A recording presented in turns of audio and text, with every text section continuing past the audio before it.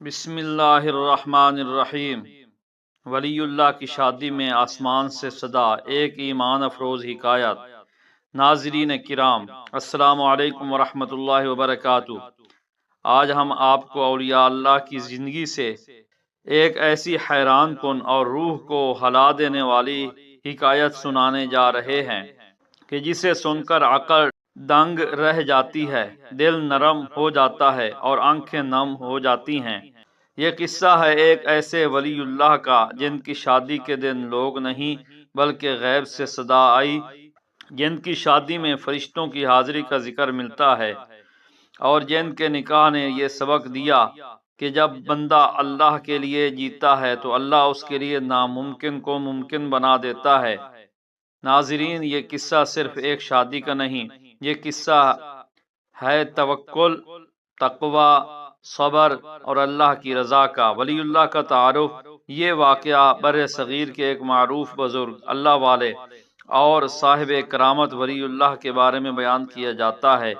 یہ بزرگ نہ کسی بڑے مدرسے کے استاد تھے، نہ کسی بادشاہ کے دربار سے وابستہ تھے، نہ ہی ان کے پاس مال دولت تھی۔ وہ اگر کسی چیز کے مالک تھے تو وہ تھی سچی عبادت، راتوں کا قیام، آنسوؤں والی دعائیں، حلال روزی اور اللہ پر کامل یقین۔ ان کا دن روزی کی تلاش میں گزرتا اور رات سجدوں میں۔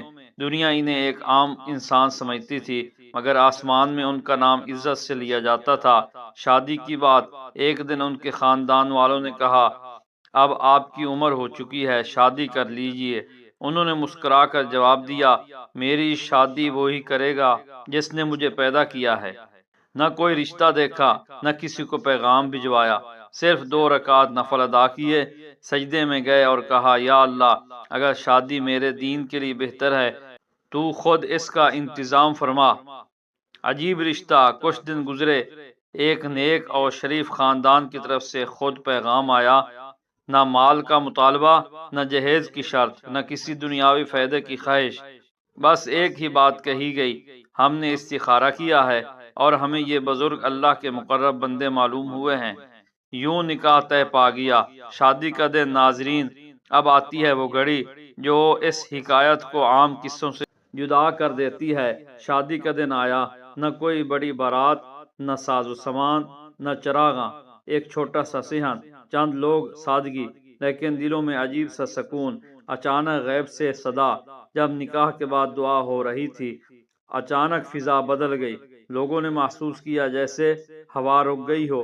پھر اچانک ایک بلند آواز اور رعبدار آواز آئی، اے اللہ کے ولی، ہم نے تمہارا نکاح قبول کیا، تم نے ہمیں راضی کیا، آج ہم تم سے راضی ہوئے۔ لوگ خوف سے سہم گئے، کچھ کے ہاتھ کانپنے لگے، کچھ سجدے میں گر گئے۔ کسی نے کہا، یہ آواز کہاں سے آئی؟ کسی نے کہا، یہ زمین کی نہیں، آسمان کی صدا ہے، ولی اللہ کا سکون۔ ناظرین، سب لوگ گھبرا گئے، مگر وہ ولی اللہ پرسکون بیٹھے تھے، آنکھیں بند، چہرے پر مسکراہٹ۔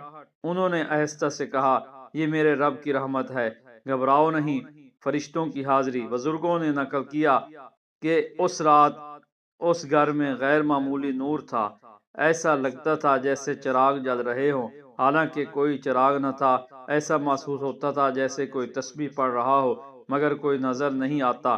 ایک نیک خاتون نے کہا، میں نے خواب میں دیکھا کہ فرشتے اس شادی میں شریک ہیں۔ ولی اللہ کی دعا۔ شادی کے بعد ولی اللہ نے اپنی زوجہ سے فرمایا، میں تمہیں سونے چاندی کا وعدہ نہیں کرتا، میں تمہیں اللہ کی رضا کا وعدہ کرتا ہوں۔ اور پھر دونوں نے مل کر یہ دعا مانگی، یا اللہ، ہمارے گھر کو دنیا کا نہیں، دین کا گھر بنا دے۔ آزمائش کا وقت۔ ناظرین، اللہ کے ولی کی زندگی آسان نہیں ہوتی۔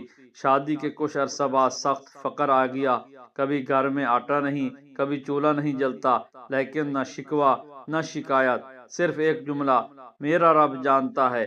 غیب سے رزق۔ ایک رات دونوں بھوکے سو گئے۔ آدھی رات کو دروازہ کھٹکا، دروازہ کھولا تو کوئی نہ تھا، لیکن باہر کھانے سے بھری ٹوکری رکھی تھی۔ ولی اللہ نے سر جھکا کر کہا، یا اللہ، تو کتنا بے نیاز ہے اور ہم کتنے محتاج۔ حکایت کا سبق۔ ناظرین کرام، اس حکایت سے ہمیں یہ سبق ملتا ہے کہ اللہ کے ولی اپنی ذات کے لیے نہیں جیتے، ان کی خوشی اللہ کی رضا میں ہوتی ہے۔